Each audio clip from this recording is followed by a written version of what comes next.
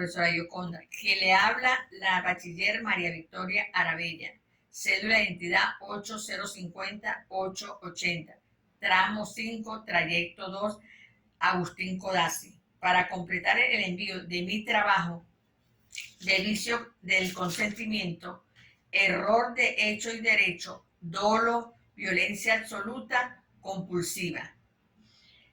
Los vicios en el consentimiento son definidos como los defectos que afectan a la conformidad de voluntades, es decir, que son componentes que impiden que el consentimiento pueda reunir las características necesarias para su validez. Los vicios de consentimiento son aquellos que causan la anulabilidad del contrato. El Código Civil Federal del artículo 1795 los identifica como una causa de invalidez del contrato, mientras que el artículo 1812 lo enumera en error, violencia y dolo. El error de hecho no parece complicado de explicar. Este recae sobre la realidad material. Pensemos, por ejemplo, que alguien compra algo, pero en realidad está comprando otra, porque las características no son las que deberían tener. A grandes rasgos, el contrato celebrado estaría afectando a la invalidez y las consecuencias jurídicas para este acto. Estaría establecido en 2 artículos relativos del Código Civil para la compraventa.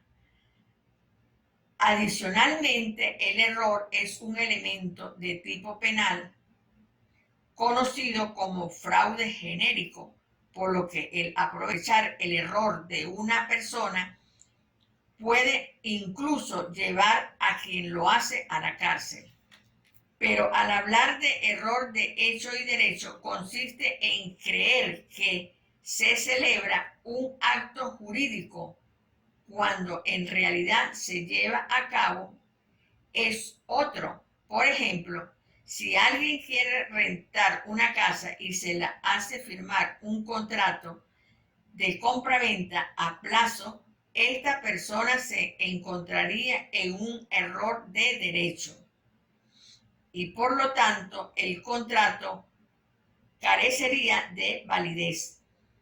Dentro del error material existe también la figura del error de cálculo, siendo una excepción, ya que este solo da lugar a la rectificación.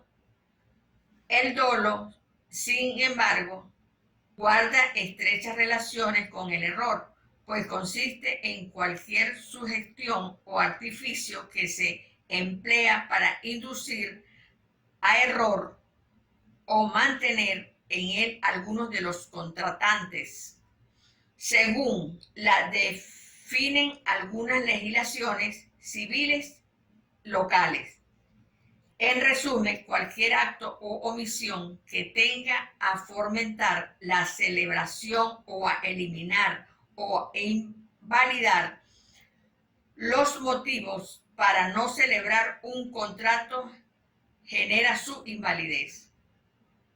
Finalmente, la violencia, como el nombre refiere, estamos hablando de esos actos que mediante el uso de fuerza o la amenaza obligan al contratante a la celebración de un acto que es contrario a su voluntad. Estos actos violentos, según el artículo 1819 del Código Civil Federal, pueden implicar no solo la integridad física del contratante, sino también su honra, su libertad, una parte considerable de sus bienes o de los de su esposo o esposa, de sus padres e hijos u otra ascendiente y descendiente o sus hermanos. La violencia absoluta y compulsiva puede ser de 2 clases. La primera implica fuerza sobre las personas golpearla, secuestrarla. La segunda es la intimidación, la amenaza de provocarle un mal grave. Esa amenaza debe ser tal que desaparezca la voluntad de una persona razonable. Provoque temor grave, es decir, debe ser de tal naturaleza que cause impresión profunda en el ánimo de una persona. La causa teórica de nulidad del contrato en derecho es una situación genérica de invalidez de acto jurídico que provoca que una norma, acto jurídico, acto administrativo o acto procesal deje de desplegar sus efectos jurídicos, retrayéndose al momento de su celebración. Para que una norma o acto sean nulos, se requiere de una declaración de nulidad expresa o tácita y que el vicio que lo afecte sea coexistente a la celebración del mismo. Tiene por fundamento proteger intereses que resulten vulnerados por no cumplirse la prescripción legales al celebrarse un acto jurídico o dictarse una norma, acto administrativo o judicial.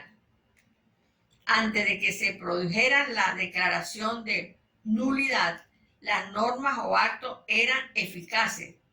Por ello, la declaración de nulidad puede ser ex nulidad y retroactiva. Se conservan los efectos producidos antes de la declaración de nulidad. Buenas tardes, profesor. Muchas gracias.